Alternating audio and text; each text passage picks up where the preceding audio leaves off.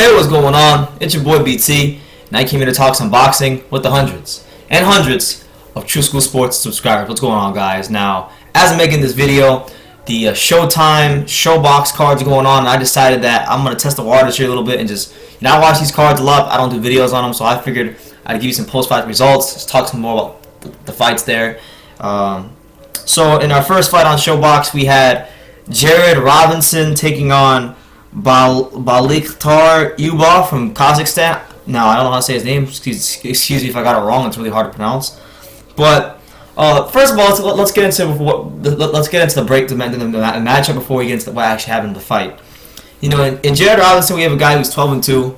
He's one of those guys that picked up boxing real late. He turned pro at age 26, has limited amateur experience, and he's been there with guys like Amir Imam. If you guys have followed Amir Imam, he was the guy that Amir Imam knocked out of the ring.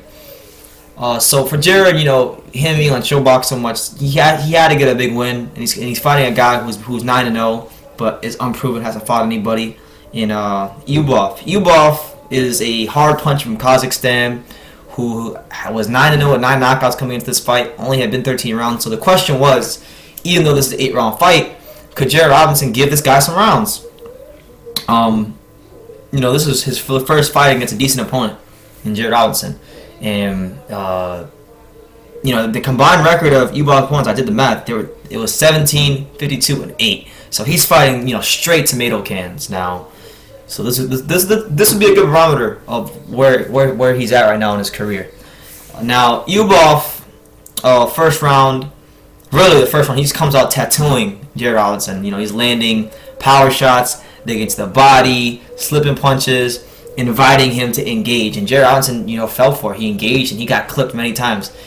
Jared does not have a lot of punching power, so it was imperative that Jared use a size advantage, use a reach advantage, and move around the ring.